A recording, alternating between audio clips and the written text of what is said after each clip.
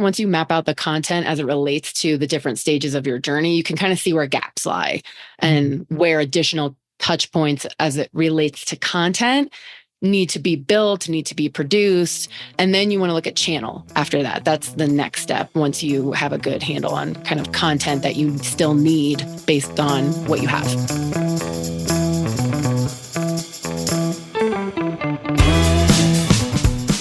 Welcome to the Agents of Change, the podcast experience you've been waiting for your entire marketing career. Search, social, mobile, AI, blockchain, and neuromarketing. These are the Agents of Change, and so are you. Digital marketing success awaits, and your transformation begins now. Welcome to another Agents of Change podcast, the podcast that helps you reach and engage more of your ideal customers online. My name's Rich Brooks. I'm your host. This is episode 542, powered by the 10th annual Agents of Change Digital Marketing Conference. Today, we're going to be looking at how to map the customer journey. This is a topic I love to discuss, and very often when I start working with a new client, we try and determine all the likely customer journeys that will lead people to our clients, and then reverse engineer those paths so we can put up the digital equivalent of roadside attractions and information booths along their path that will help guide them to the best possible outcome, which is naturally our client's website or business. Not to put too firm a stranglehold on this metaphor, but I think of social media and fun video content as the roadside attractions, and SEO and educational content as the information booths. However, these are my metaphors, and I can't wait until you hear from today's guest on her approach for mapping those journeys. I want to talk about something that's important to all of us before we get to that, though, and that's the AI overviews that are appearing at the top of Google search results. You may have seen these yourself. You do a search, and the first result is an AI overview provided by Google's AI named Gemini. For example, I did one on how to kill dandelions in my lawn, and Gemini gave me about 8 ways I could rid my lawn of these weeds. Down at the bottom of the answer, it shows me the sources that it pulled to generate that answer. Or, looking at it another way, it links to the sites that it just scraped. Sure, I could click on one or more of those links, but why do I need to? I've got 8 methods, 8 different ways to solve my problem. I don't need to dig any deeper. Now, this might be good for me as a consumer, but it's bad for the content creators who hopefully did their own research and invested time and resources in creating the content and optimizing it to get to the top of the search results. Well, while you may be the consumer when you do a search, if you've got a website, you're also the content creator, losing potential traffic each time Gemini generates an answer that it basically stole from you. Now, if you're depending on search traffic to generate leads, this is frightening. And who among us isn't at least partially depending on Google traffic?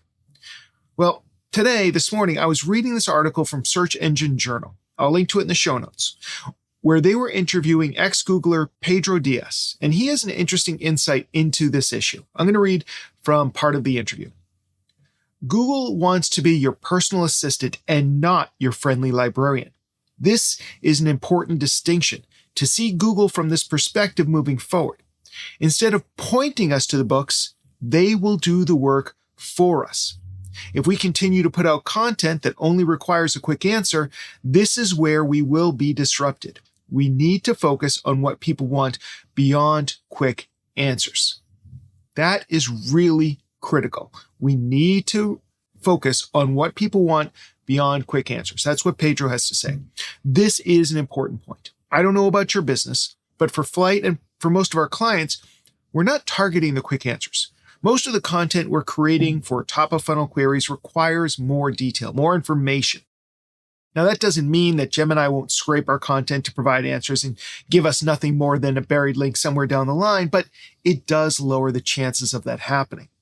Still, I believe that we all need to start building up more direct routes to our clients, which includes engaging them on social media, getting them on our email list, and using SMS, depending on your industry and customer base.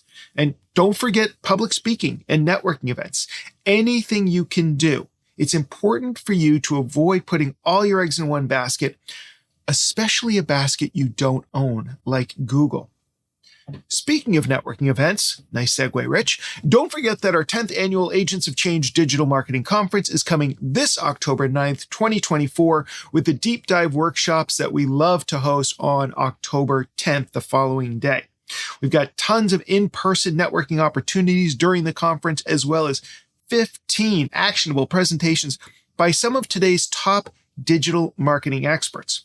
And if you upgrade from the regular conference ticket to one of our VIP passes, we only have 50, you'll also get to attend our VIP networking lunch with these same experts. You'll be able to rub elbows and break bread with John Jantz, Kim Garst, Kenya Kelly, and the rest of our speaking lineup.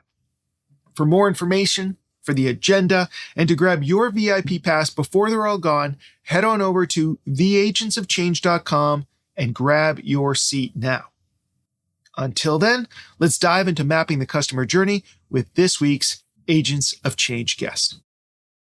My next guest is the CEO and founder of Mauve Marketing. She is a renowned marketing leader and expert in demand generation, customer experience optimization, and revenue growth acceleration. With over a decade of driving success through data-driven strategies, she offers a wealth of actionable insights for businesses across B2B, B2C, SaaS, and SMB markets. As master of marketing operations, she seamlessly orchestrates user experience architectures, marketing automation tools, CRM systems, and multi-channel campaigns. Her extensive experience spans lead gen, lead nurturing, content marketing, SEO, SEM, PPC, account-based marketing, social media strategies, and multimedia campaigns. Her passion lies in shaping holistic marketing approaches that seamlessly align sales and marketing efforts for a consistent, exceptional customer experience. And today, we're going to walk down one of my favorite topics, the customer journey, with Kaitlyn Merola. Kaitlyn, welcome to the podcast. Thank you for having me. So let's talk about customer journeys. How do you define a customer journey when you're at that networking event with a glass of Chardonnay in your hand? For sure. Yeah. So that definition has changed quite a bit over the years and it's still ever changing. But right now, a customer journey is really about understanding the non-linear pathway that your buyers are sort of taking to get to you. So how are they interacting with your brand? How do they know your brand exists? Where are they spending their time online? Where do they live every day in terms of their digital footprint? And making sure that that journey that they're taking every day, you're inserting your brand into that already existing customer journey. So you can stay top of mind, so they can kind of see you. And when they're ready and when they're aware of the problem that you solve for and that they have it, they remember you. And you're the ones that they've been seeing kind of in their feed, in their inbox, et cetera. So if we've never done this before, like we've heard customer journey, but we've never really acted on it, how might I get started to figure out what is the customer journey or what are the customer journeys that will ultimately lead a customer to buy from me? Yeah, there's a couple of different sources to kind of start with to understand your customer journey. One, if you have a sales team sort of as part of your org, start there. Ask them sort of what they're experiencing when they're talking to customers, when they're talking to prospects, what kind of questions are they getting from prospects? That's going to really help you understand the level of education these prospects have when they reach out or when a sales rep is able to get a hold of them. And then also sort of what those conversations are like. That's one place to kind of start. Another place is if you have historical data, engagement metrics in your CRM, anything that can kind of help uncover for you what people are already interacting with as it relates to content, social posts, paid ads, whatever it might be that you've run in the past. How did those perform? That's another place to start. But a lot of it too is sort of A/B testing, like putting content out there, trying different channels, distributing content through those channels in different ways to kind of see what comes back in terms of engagement. That's a third way to kind of get started. All right. Kaitlyn, I have seen customer journeys with 3 stages. I've seen them with 19 stages. Do you have like a set customer journey in terms of the number of steps there are for you that you recommend working with? I think sometimes when customer journeys, and we've seen clients before where they have really complex ideas around their customer journey. And there's different journeys for each buyer persona. And within those buyer personas, there's different journeys for each vertical. It can get really complex really fast. I think most of the time there are ways to consolidate different steps because in reality, the tool of a customer journey is really for you. It's an actionable tool for you to use in your marketing strategy. It's not necessarily for the buyer or for anyone external. So make sure it's actionable, make sure it's consumable by you, your team, other stakeholders in the org. That's really what the goal is. So as much simplicity as you can bake in, the better. Okay. Yeah, I like that. I tend to go awareness, consideration, decision, just because I like to keep things simple for my own self. I'm not a complex man or a complex marketer. So you had mentioned earlier something about touch points. So as we're like starting to map out these journeys for our customers, where we think the paths they're most likely to take, what are we starting to think once we've kind of mapped that out? What's the next step if we are thinking about how to maybe direct them or engage with them along that path? Yeah, the first step, once you have a good handle on your customer journey, the first step is to kind of look at content that you have that already exists. So content on the website, any historic ebooks, white papers, infographics, email campaigns you've done, any content that you have already that performed well or you want to keep because it's still relevant. So that content is where you want to start and you want to figure out where that content plugs into that journey. Is it a piece of content that's really meant for awareness? It was built for awareness originally. It still falls in that bucket. That's where you want to plug that in. Maybe there's a one pager or a sales enablement piece that's really more meant for consideration. And maybe it's calling out competitors and how your product differentiates. That's really meant for that part of the customer journey. And then from there, once you map out the content as it relates to the different stages of your journey, you can kind of see where gaps lie and where additional touch points as it relates to content need to be built, need to be produced. And then you want to look at channel after that. That's the next step once you have a good handle on kind of content that you still need based on what you have. So start with our websites, fill in the gaps as necessary. And then when you're talking about like channels, then we're starting to talk about things like, social media, email marketing, other websites, things like that, and start figuring out those parts of the journey as well. Right, exactly. So once you figure out the content, then it's about the channel and what you want to where you want to allocate your resources in terms of channels. And what recommendations do you have when it comes to allocating budgets and resources for these, either the different stages or the different channels? Yeah. So I guess we've seen clients invest quite a bit in top of funnel. So the awareness stage makes sense. A lot of our startups don't have a big brand. They're early stage startups. They're trying to kind of carve out their footing in their space, or they're trying to disrupt a space that's existed for a while. So they're really about awareness, just making sure people know they exist, building a brand. So in that case, we do recommend investing more in top of funnel. So investing in paid advertising, investing in paid social, boosting posts on LinkedIn, investing in speaking at events that are hyper targeted to your exact buyers. Like that makes sense. A lot of the stuff that kind of comes later in the customer journey, the consideration stage, the decision stage, that stuff you can produce in-house or use an agency, however you want to do that. But you don't necessarily need to invest in like something like ad spend. That's where you want to kind of put your dollars. Makes sense. And you mentioned that you work with a lot of startups. Some of these companies may be disruptors or attempting to be disruptors.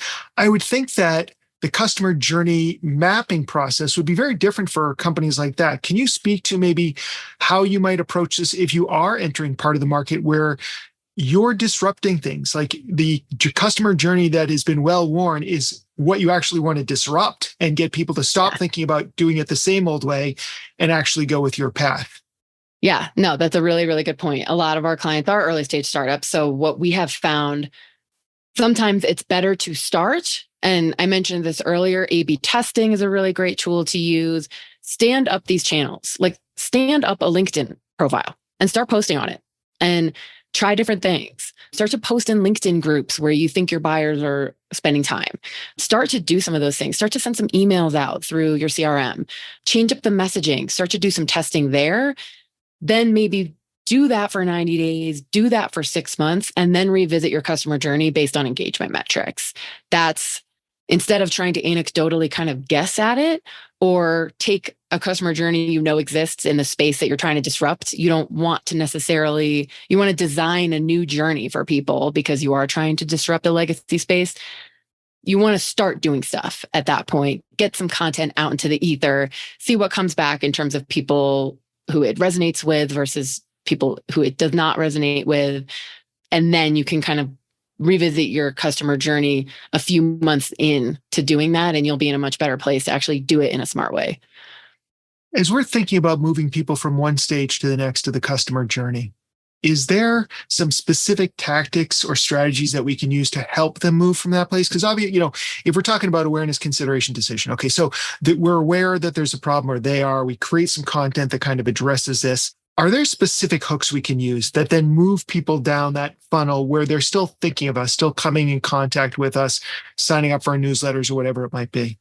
Yeah, you want to make sure that you're always thinking about putting the right conversion opportunities in the right places. So, for instance, we've seen companies have a pretty robust blog, for instance.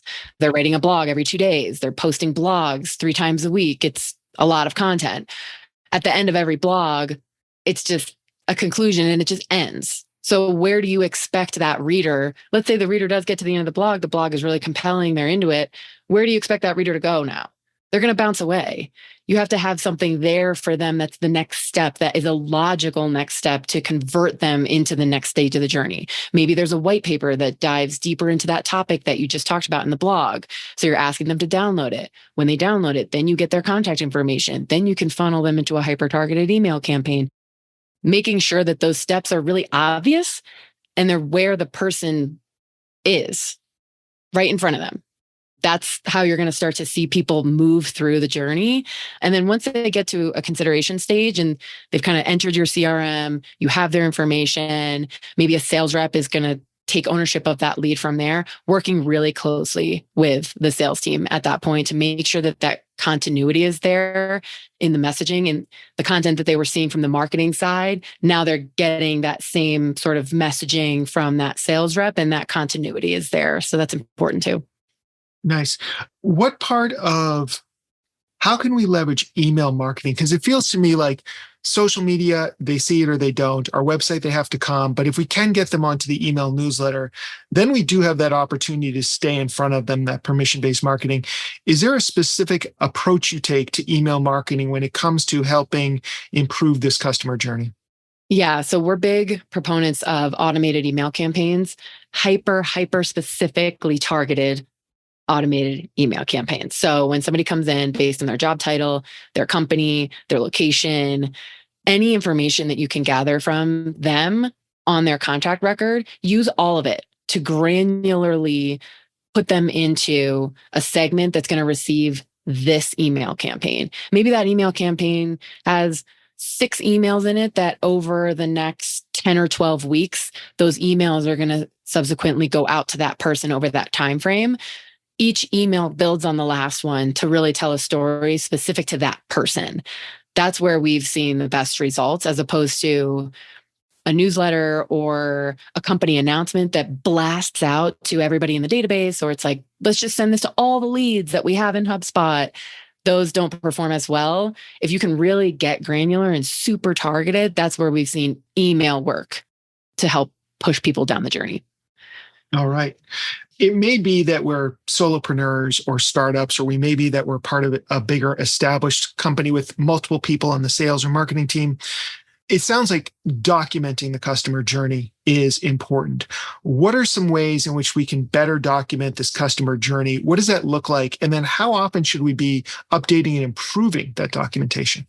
Yeah, I mean, it can be as easy as just a set of slides or a GDoc, even something that's really easy to update, collaborative, People can leave comments as they're uncovering something in their day. Maybe you have a digital marketer who saw something in the engagement metrics and they want to put a note somewhere when we do revisit the customer journey. We can see that note and talk about it. Something that's really easy to use and that everybody can kind of galvanize around. That's the best. If it's a PDF or if it's something too designed and it's too much about what it looks like and not really about what it's for, that's when you'll lose people and you'll never revisit it. So we like to revisit ours on a quarterly basis. That gives enough time between visiting it to get some learnings and some newness in terms of data. So that's kind of how often we're looking at it. And to us, it's usually a slide deck or a GDoc or something like that. Okay, nice. So as we're thinking about how we can improve this, there's some KPIs that we should be paying attention to. Which ones do you recommend that we spend the most time on in regards to this customer journey? Yeah, so we use pretty robust lead scoring models for most all of our clients. So we roll that out within their marketing automation platform. So we're looking at that on a monthly basis. We're looking at the lead scoring model all the time to understand, okay, we're awarding this many points for this action based on marketing qualified leads that are coming in through the lead scoring model. Are they qualified enough to warrant the status of MQL? If they are, great, our lead scoring model is working. If they are not, or we're seeing MQLs make it to the sales team and then they're being disqualified for whatever reason, we want to look at all of that and make sure that our lead scoring model is reflective of what we ultimately want, good, best fit leads. So a lot of the KPIs that we look at, number of MQLs that then make it to the next stage, whether it be SQL or up, how many MQLs were disqualified by the rep that cared for that MQL and why. And then once you kind of have that in place, you can go a level deeper and kind of say, okay, the MQLs that did make it forward in the buyer journey to SQL or up, what about them? Are there any patterns or trends amongst those people that maybe they have a specific keyword in all of their job titles, or maybe they're at companies that look like this? Then we can start to really double down on things and really allocate our resources the right way from there. For people who are early on in this journey that we're discussing today and may never have heard of MQL versus SQLs, can you just give us a quick breakdown of how you define them and where the MQL becomes an SQL? For sure. Yeah. So MQL is marketing qualified lead. So that is so for us, our lead scoring models, we build them all in a very similar methodology. So the number of points each behavior is awarded may change per client, but an MQL is somebody who has reached 100 points. That's what an MQL is across all of our clients. And so downloading an ebook could be worth 50 points. Opening an email is 5 points. Visiting a blog is 10 points. As they accumulate, their score gets higher and higher. They reach 100. That's when they become an MQL. Once they become a marketing qualified lead, they get routed over to a sales rep based on territory, based on company, target. However you want to route your leads, we can build that for you.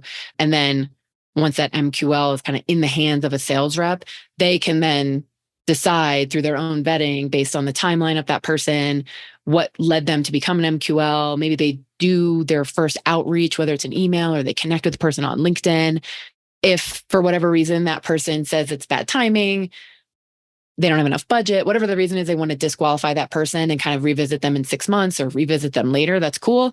Otherwise, if they do get a hold of the person and they can do a demo or they can have that meeting, that's when they would move that person from marketing qualified lead to sales qualified lead and move them forward from there.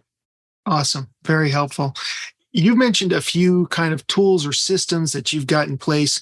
What do you think we should have as far as a tool set when it comes to mapping and improving the customer journey?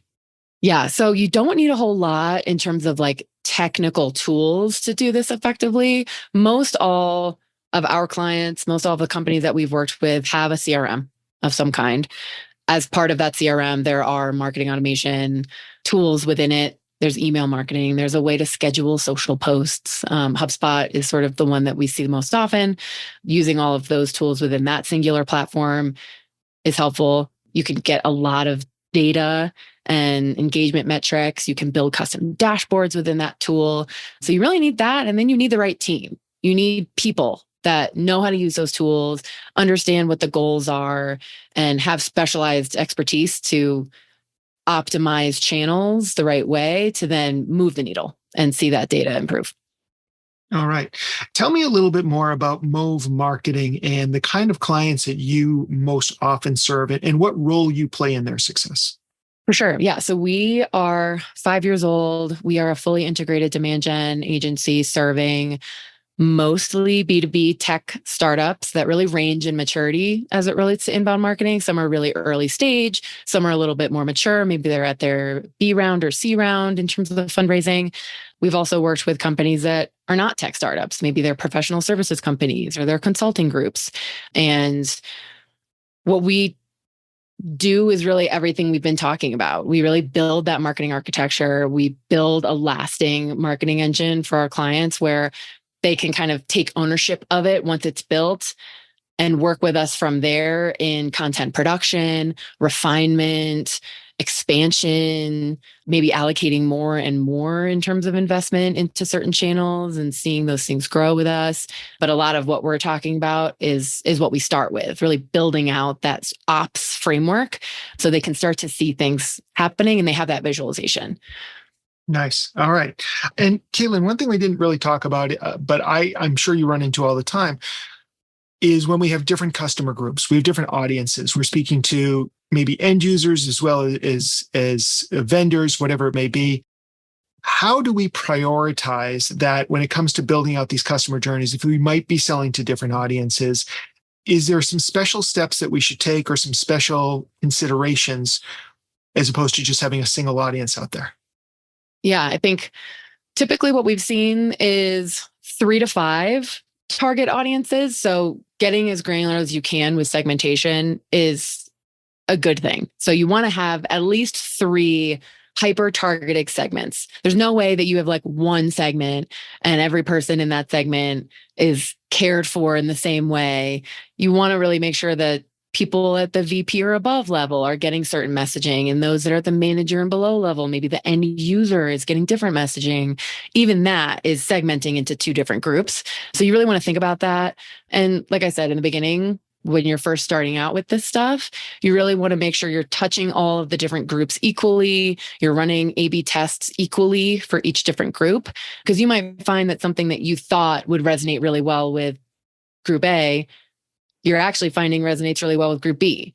So you want to make sure you're getting both or all messaging out equally to all the different groups, because you might find that your anecdotal guess is not quite accurate and you can change and pivot from there. Awesome. Kaitlyn, if people want to learn more about you, if they want to learn more about Move Marketing, where can we send them? For sure. So our website is www.move-mktg.com, or you can find me on LinkedIn. Awesome. And we'll have those links in case you missed those letters. We'll have all those links in the show notes. It'll be easy to get to. Kaitlyn, thank you so much for your time today. I really appreciate it. Of course. Thanks for having me. For a full transcript of today's conversation, along with the key takeaways and all the links that Kaitlyn shared with us so that you can get in touch with her, head on over to our website at theagentsofchange.com/542. And while you're there, don't forget to grab your ticket to this year's Agents of Change Digital Marketing Conference and upgrade to that VIP pass so you can take full advantage and make sure that this year is your best year ever at AOC. Make sure that you're subscribed to the podcast on your favorite podcasting platform, because we've got more great content coming your way. You're not going to want to miss it. Each episode will teach you something new so that you can continue to grow your career in marketing and grow your business. Talk to you again in 7. Don't miss another thrilling episode of the Agents of Change podcast. Be sure to subscribe on your favorite podcasting platform.